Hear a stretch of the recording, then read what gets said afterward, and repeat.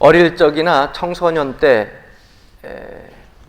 예수를 믿은 분들은 이런 맛을 알 텐데, 아마 나중에 나이가 들어서 예수를 믿은 분들은 아마 이런 맛을 잘 모를 수도 있을 겁니다. 청소년 때에는 학생 수련회라고 하는 것이 있고, 또 청년 때에도 수련회, 또 제자 훈련 등이 있어가지고 수련회를 떠나서 그곳에서 함께 찬송하고 말씀 공부하고 교제하다가 마지막 날 되면은 그 캠프파이어 그러한 것들을 하면서 그곳에서 결단의 시간들을 갖습니다. 이 결단의 시간을 갖게 되면 많은 청소년들이 그곳에서 편지를 써가지고 캠프파이어 거기에 불 속에다 자기의 서약한 서원한 내용들을 던지고 나선 눈물로 기도하면서 내가 이후로 하나님 앞에 이렇게 언약했으니까 이렇게 살겠습니다. 일평생 주님만을 바라보며 의지하며 살겠습니다. 저는 선교사가 되겠습니다. 저는 목회자가 되겠습니다.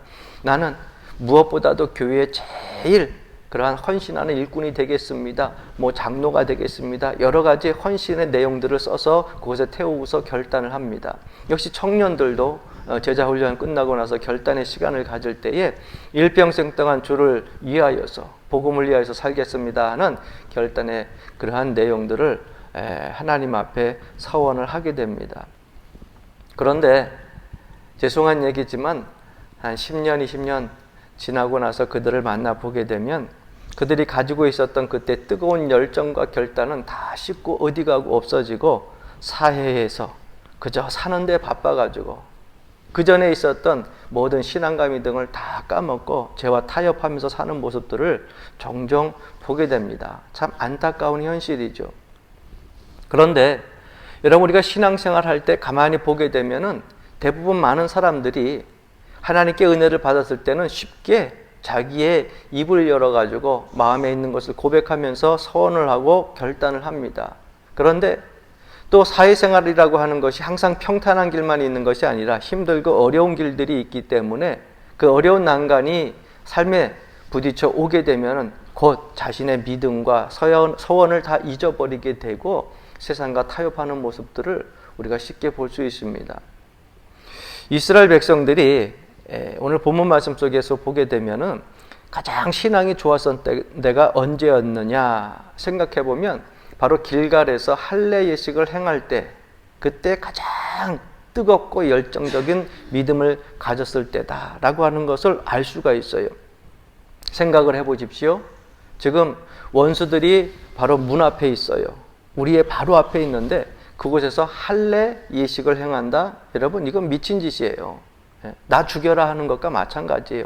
그런데 그들은 하나님의 언약을 믿고 하나님 백성으로서 하나님을 의지하고 그 가운데서도 길갈에서 할례 예식을 행합니다. 오직 뜨거운 열정과 결단을 가지고 하나님이 이곳까지 인도하셨으니까 이후로도 보호해 주실 것이라고 하는 굳건한 믿음과 뜨거움이 있었다고 하는 사실이에요. 그래서 길갈에서의 그 젊은 사람들의 뜨거운 열정은 그 누구도 따라갈 수 없을 정도로 대단했었다고 하는 것입니다. 그런데 여러분, 그 뜨거웠던 열정이 10년, 20년 가나안에 들어가서 정착하면서 하나하나 사라지기 시작했어요. 점점 사회 속에서 그들이 생활을 하다 보니까 또 가나안에 정착하여서 농경 문화에 정착하다 보니까 타협할 일들이 너무 많아요. 신앙을 가지고 살자니, 믿음을 가지고 살자니 너무 힘들고 어려운 일들이 많다고 하는 겁니다. 그래서 그들이 좀 더 안정적이고 편안한 삶을 살기 위하여서 가나안 땅에 있는 사람들과 결국 타협을 하게 됩니다. 그러니까 죄악된 사회생활, 그것을 그들이 받아들이고 우상 숭배하는 것도 눈 감아주고, 그러면서 그들이 그 안에서 더불어 편안하게 안정적인 삶을 살아가기 시작합니다. 그러다 보니까 어느 순간에 10년, 20년 지나가면서 하나님의 언약의 말씀, 그리고 내 뜨거웠던 신앙의 열정들이 점점 더 소멸되는 것을 보게 됩니다. 이것을 보다 못한 하나님께서 길갈에서부터 복임까지 올라와서 이들에게 말씀을 전합니다. 이 복임이라고 하는 이 장소의 이름은 우는 사람들이라고 하는 뜻이 있어요. 이스라엘 백성들이 가나안 땅에 정착하면서 그들의 의도와는 점점 다르게 하나님 백성의 삶으로서 살아가야 되는데 그렇지 못하게 점점 타협하면서 살아가게 되니까 여호와의 사자가 올라와 가지고 그들에게 말씀을 전하는 겁니다. 그것이 오늘 본문 1절 2절 말씀이에요. 여호와의 사자가 길갈에서부터 복임으로 올라와 말하되 내가 너희를 애굽에서 올라오게 하여 내가 너희의 조상들에게 맹세한 땅으로 들어가게 하였으며 또 내가 이르기를 내가 너희와 함께한 언약을 영원히 어기지 아니하리니 너희는 이 땅의 주민과 언약을 맺지 말며 그들의 제단들을 헐라하였거늘 너희가 내 목소리를 듣지 아니하였으니 어찌 그리하였느냐. 여러분, 길갈이라고 하는 것이 어떤 곳이라고요? 원수들 앞에서 모든 자기의 생명도 다 하나님께 내놓고 하나님만 의지하고 원수들 앞에서 할례의식을 행했던 곳이에요. 뜨거운 신앙과 열정이 있었던 곳, 그것이 바로 길갈이라고 하는 곳입니다. 그런데 복임이라고 하는 곳은 어떤 곳이에요? 이 복임이라고 하는 것은요, 여러분, 어떤 것인지 지금 지명으로는 우리가 확인할 수가 없어요.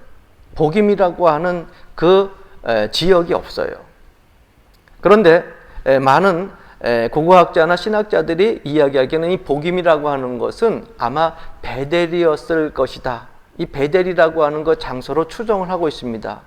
이유는 몇 가지가 있어요.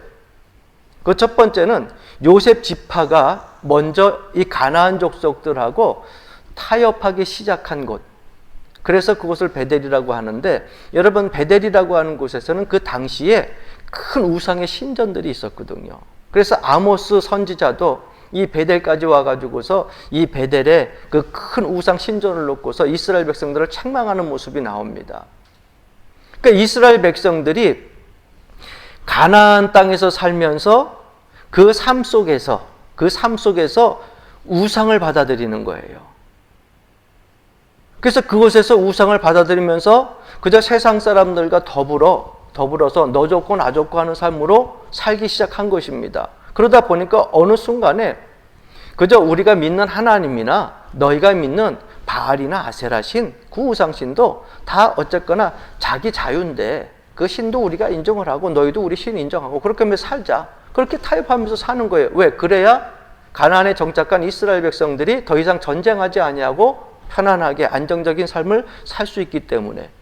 그런데 문제는 무엇이냐? 여러분, 그러다 보니까 하나님께 대한 서원과 그리고 뜨거운 열정과 신학은 점점점 어떻게 사라지고 말았다고 하는 것입니다. 여러분, 하나님께서는 구약 시대나 지금도 마찬가지지만 여러분, 결코 하나님의 언약의 백성들에게 소극적이지 않으십니다. 아주 적극적이세요. 그래서 하나님의 백성, 언약의 백성들이요, 이 땅에서 살 때에 하나님의 말씀대로 순종하지 않고 세상 죄악과 자꾸 타협하면서 살게 되면 하나님께서는 소극적으로 그래 네 멋대로 해라 그리고 내버려 두는 것이 아니라 우리의 삶 속에서 더 큰 어려움과 삶의 고난을 우리에게 책망으로 주십니다. 마음이 편치 못해요. 내 삶 속에 기쁨이 없어요. 즐거움이 없어요. 점점 더 힘들어지는 거예요.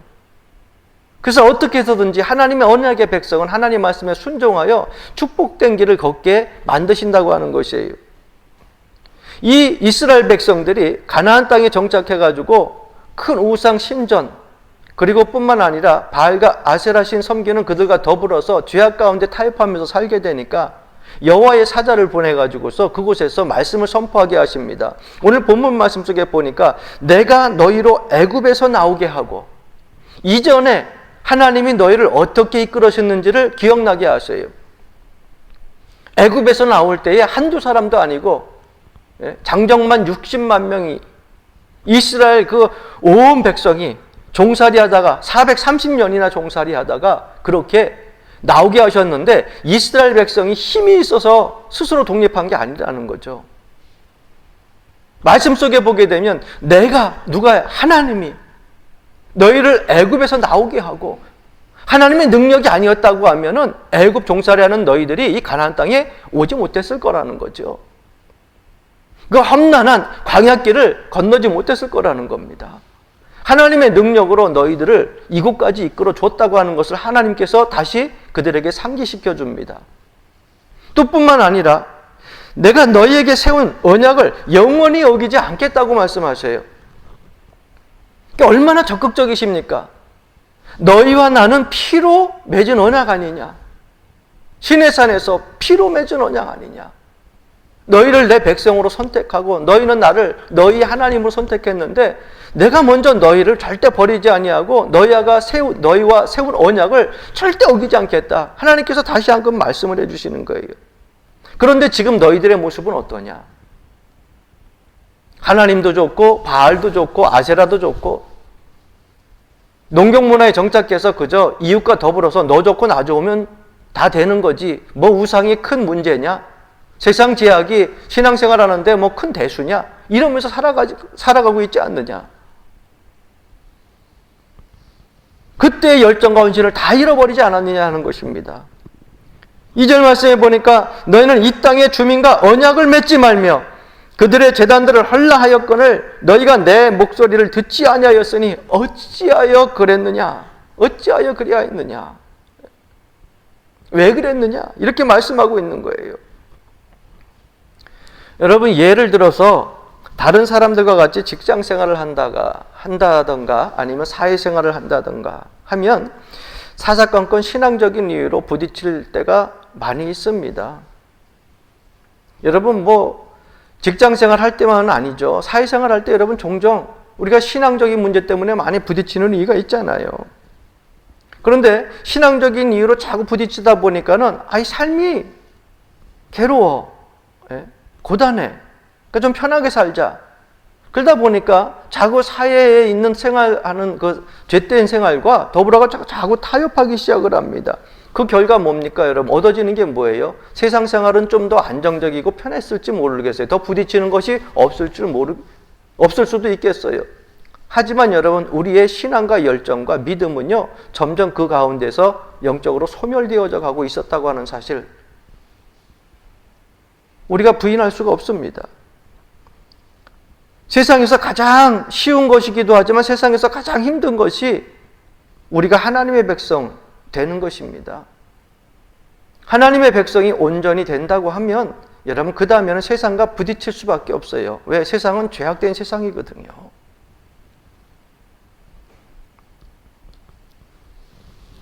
젊었을 때에는, 청년 때에는 그저 내가 신앙생활하다, 선교하다, 순교해도 나 혼자 죽으니 상관없지, 나 혼자 굶어 죽으니 상관없지.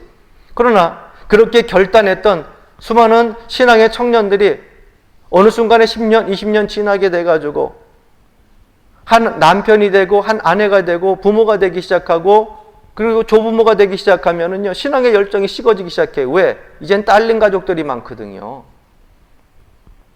나 혼자 있을 때는 그저 나 한 몸 죽으면 되는데 이제는 딸린 식구들이 많아요. 하나님이 우리 가족 먹여 살려야 됩니다. 내 손주 먹여 살려야죠. 내 자녀 먹여 살려야죠. 내 아내, 내 남편은 어떡합니까? 우리 가정 어떡합니까? 우리 가족뿐만 아니라 친척 어떡합니까? 눈에 밟히는데 어떡합니까?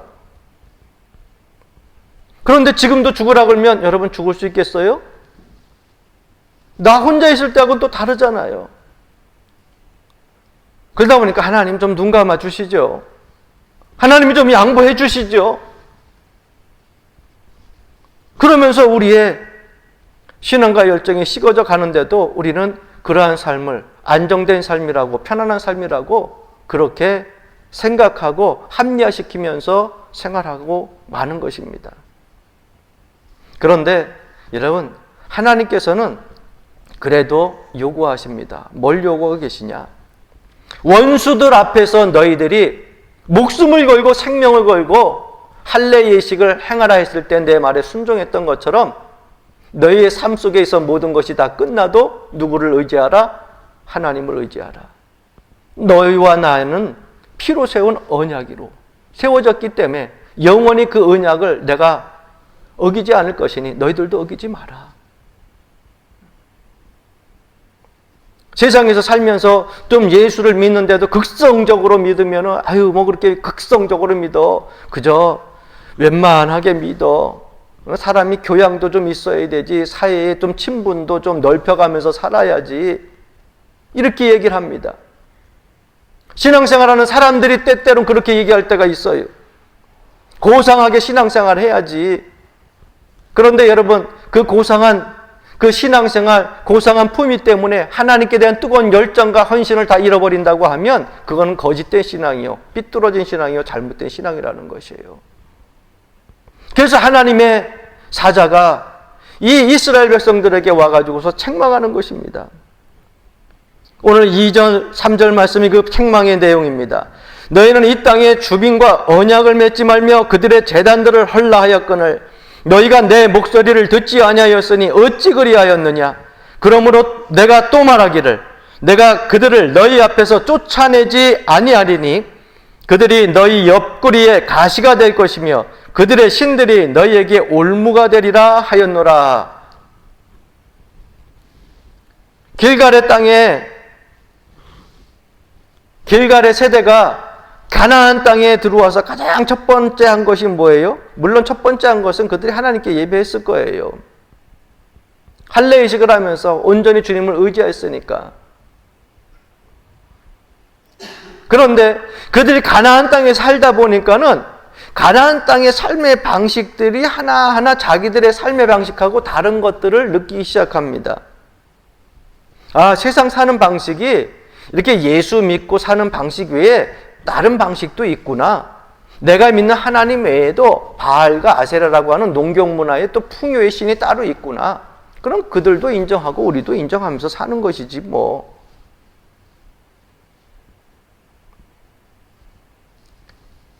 여러분, 이유가 뭡니까?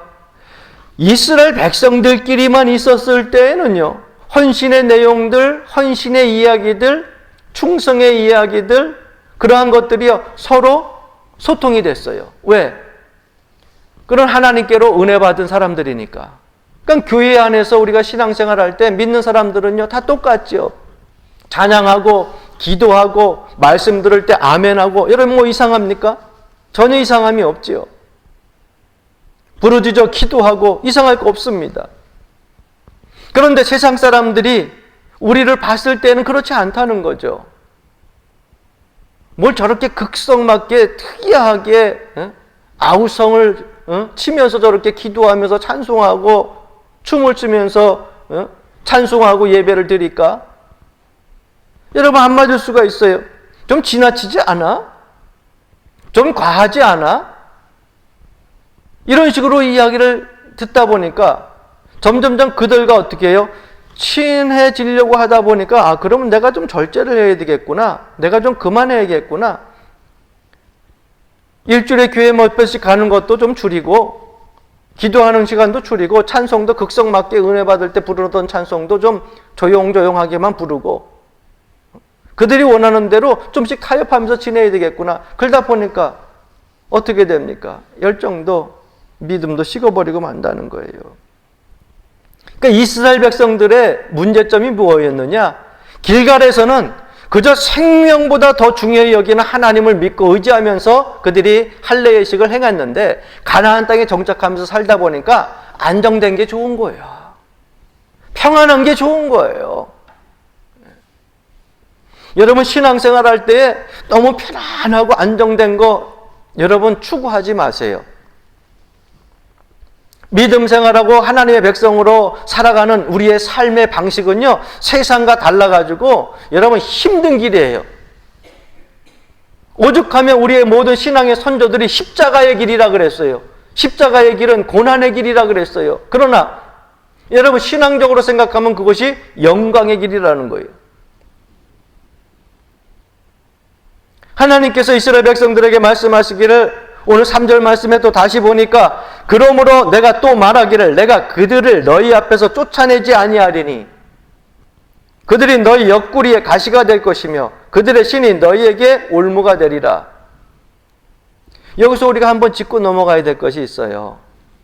만일 이스라엘 백성들이 가나안 사람들과 10년, 20년을 함께 살면서도 타협하지 않고 신앙적인 싸움을 하며 투쟁하면서 살았다고 하면은 그들의 삶은 좀 어땠을까? 편했을까? 어려웠을까? 절대적으로 안정하고 편안함을 취하는 그러한 삶이 되지는 못했을 겁니다. 왜 그런지 아십니까? 우선 그들은 농경 문화를 몰라요. 이스라엘 백성은 농경 문화를 잘 몰라요. 그런데 가나안 백성은 농경 문화예요. 그곳에 와가지고서 농사를 지려고 한다고 하면 여러분 농사 짓는 사람들한테 사실 하나하나 차근차근 배워야지.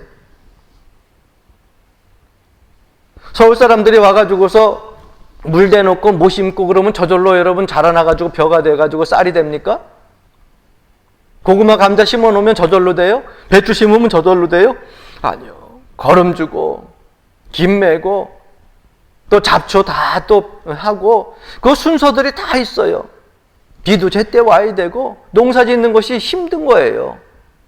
곡식을 얻는 것이 그냥 얻어지는 게 아니잖아요. 우리는 그냥 쌀 사 먹으면 되지겠지만 쌀 한 톨 얻어지기까지 얼마나 큰 그 농부의 그러한 노동이 있고 고난이 있었습니까? 그 땀 흘림이 있었습니까? 그러다 보니까 이스라엘 백성들은 어때요? 농경 문화를 잘 몰라요. 그러다 보니까 먹고 살아야 될 거 아니야. 먹고는 살아야 되니까 평안하고 좀 안정된 삶을 살아야 될 거 아니에요. 그러다 보니까 자꾸 가난한 사람들과 접하여가지고 먹고 사는 문제 속에서 그들과 타협하기 시작을 합니다. 그러다 보니 정이 들었어요. 여러분 정이 들게 되면 어떻게 돼요? 이 정이라고 하는 것이 좋은 면엔 참 너무나 좋은 것이지만 그렇지 않을 때는요. 우리 신앙적인 그런 믿음 생활할 때에 큰 걸림돌이 될 수도 있다는 것이에요. 우리 하나님 너희의 신, 우리 좋고 너 좋고 우리한테 농경문화도 가르쳐주고 그래 풍요의 신 우리가 인정해 그래 농사도 잘 되니까 그래서 그렇게 같이 타협하면서 지내기 시작하다 보니까 평안하고 안정된 생활이 되기 시작했어요. 그러니 처음부터 들어와 가지고서 우리는 하나님만 믿기 때문에 절대 바알신 우리가 용납할 수 없다. 아세라신 우리가 풍요의 신 용납할 수 없다. 전지전능하신 하나님 그분 한 분만이 진정한 유일신이다. 이렇게 하면서 그들과 영적인 싸움에서 부딪혔다고 하면 결코 안정되고 평안한 삶을 살지 못했을 겁니다. 그런데 하나님께서는 좀 세상살이가 고단스럽고 힘들어도 이스라엘 백성들은 언약의 백성이니 그렇게 살기를 기대하고 계셨어요. 내가 너희를 애굽에서 이끌어내고 내가 너희와 세운 언약을 결코 내가 먼저 어기지 않겠다. 하나님의 백성으로서 광야길을 건너오게 하시고 홍해를 건너게 하시고 애굽에서 해방되게 하시고 요단강을 건너게 하시고 이 모든 속에서 하나님께서 인도해 주셨는데 여러분 이 모든 후의 삶도 내가 너희들 책임지겠다. 그러므로 영적인 것만 믿음적인 것 신앙적인 것만은 결코 잃어버리지 말고 끝까지 타협하지 말고 죄와 우상과 믿음 안에서 살라고 하나님께서는 말씀하는 거예요. 사랑하는 성도 여러분, 정의라고 하는 것이 왜 무섭냐면은 그들과 더불어서 타협하면서 안정적인 삶을 살다 보니까 정이 들었어요. 그리고 나서 하나님 말씀 듣고서 야, 나 이제는 안 되겠다. 하나님이 우리의 유일신인데 내 바알 섬기는 거 너희들 용납하지 못하겠다. 아세라 섬기는 거 용납하지 못하겠다. 내가 굶어 죽는 한이 있어도 난 이제 뭐 농사 다 배웠으니까 우리 신앙적으로 살아야 되겠다. 너희하고 우리는 단절이다. 만약에 그렇게 얘기했다고 하면 여러분 생각해 보시죠. 가나안 땅에서 한참으로 10년, 20년 정들어서 있는 것 없는 것 너나 하면서 중마고처럼 지냈던 가나안 백성들, 그 가나안 사람들이 뭐라 했어요? 야, 왜 그래 이제 와서? 니네 처음에 들어왔을 때 이러지 않았잖아. 서로 용납하면서 서로 타협하면서 평안하고 안정하게 살기로 했잖아. 갑자기 왜 그래? 여러분 거기에 대해서 단호하게 끊을 수 있느냐? 아니요. 사람의 정의라고 하는 것이 얼마나 무서운지 몰라요. 에이, 하나님이 이것까지도 용서해 주시겠지 하면서 넘어가는 경우가 많죠. 예. 하나님께서 하시는 말씀이 그거예요. 그들을 그곳에서 쫓아내지 아니할 것이고 그들이 섬기던 우상이 너희에게 어떻게 된다고요? 올무가 되고 옆구리에 가시가 될 것이다. 그러니까 여러분 신앙생활 할 때는요, 죄송한 얘기지만 미쳐야 돼. 저 사람 예수 믿는데 신앙적으로 믿음 생활할 때는 세상적으로 볼 때는 또라이야 또라이. 그런데 예수 믿는 데는요, 여러분, 무엇과 타협하지 않는 그런 또라이 같은 신앙이 필요한 거예요. 하나님은 그것을 원하시는 거예요. 뭘 세상 제약과 자꾸 타협을 합니까? 뭐 우상 숭배하는 거하고 자꾸 타협합니까? 아니에요. 죽으면 죽으리라. 길갈에서의 그 뜨거웠던 열정과 신앙을 회복하라고 하는 것이 하나님의 말씀이라고 하는 것입니다. 그렇게 말씀을 가지고서 그들을 책망할 때 이 길갈 세대에 열정이 있었던 젊은 세대들이 이제 나이가 먹었잖아요. 그들의 반응을 보십시오. 4절 5절 말씀입니다. 여호와의 사자가 이스라엘 모든 자손에게 이 말씀을 이르매 백성이 소리를 높여 운지라. 그러므로 그곳을 이름하여 복임이라 하고 그들이 거기서 여호와께 제사를 드렸더라. 왜 그렇게 소리 내어서 크게 울었을까요? 여호와의 사자가 말씀을 전할 때에 하나님께로부터 자기네들을 지키시고 보호해 주시고 인도해 줬던 과거에 은혜 받았던 기억들, 뜨거웠던 자기들의 소원의 그 열정들, 믿음의 열정들이 다시금 마음속에 하나하나 들어서기 시작했어요. 내가 왜 이렇게 살았을까? 우리를 애굽에서 이끌어내 주시고 눈동자처럼 보여주신 하나님이었는데 내가 좀 세상에서 안정적이고 편한 삶을 살겠다고 세상 죄악과 더불어 우상 숭배하면서 타협하며 살았네. 우리가 왜 이렇게 됐을까? 여러분 젊은 청년 때에 떠났다가 나중에 20, 30년, 40년 돼가지고 나이가 다 들어서 60대에 교회 찾아오는 분들이 있잖아요. 내가 왜 그동안 이렇게 살았을까 하면서 와서 엉엉 우는 모습들. 지금 복임에 지금 이 이스라엘 백성들의 우는 모습이 이 모습과 똑같은 거예요. 내가 잘못 살았구나. 그 하나님 앞에 엉엉 웁니다. 그리고 나서 오늘 이 말씀 속에서 보게 되면은 8절 말씀이죠. 7절 말씀이죠. 백성이 여호수아가 사는 날 동안과 여호수아 뒤에 생존한 장로들 곧 여호와께서 이스라엘을 위하여 행하신 모든 큰 일을 본 자들이 사는 날 동안에 누구를 섬겼다고요? 여호와를 섬겼더라. 돌아왔어요. 이게 중요해요. 이게 중요해요. 지나간 과거 동안에 세상 죄악과 우상 숭배하면서 더불어 살았다 할지라도 한때 은혜 받았을 때 뜨거운 열정을 되찾는 모습이 중요합니다. 뜨거운 헌신의 믿음을 되찾는 모습이 중요합니다. 복음에서 그들은 엉엉 울면서 여호와께 제사를 드리고 그들이 사는 날 동안 여호와를 섬겼다고 고백하고 있어요. 안타까운 거는요, 길갈의 순수한 열정을 되찾았으면 좋겠는데 복음에서 그들이 우는 것으로 끝나고 그 후의 삶은 똑같이 세상과 타협하고 그저 안정되고 평안한 삶을 누리는 쪽으로 다시 되돌아갔다고 하는 것이에요. 그러면 오늘 본문이 말씀하에 주고 있는 것이 무엇이냐? 첫 번째는요, 세상의 현실이 그렇게 생각만큼 만만하지 않다는 것입니다.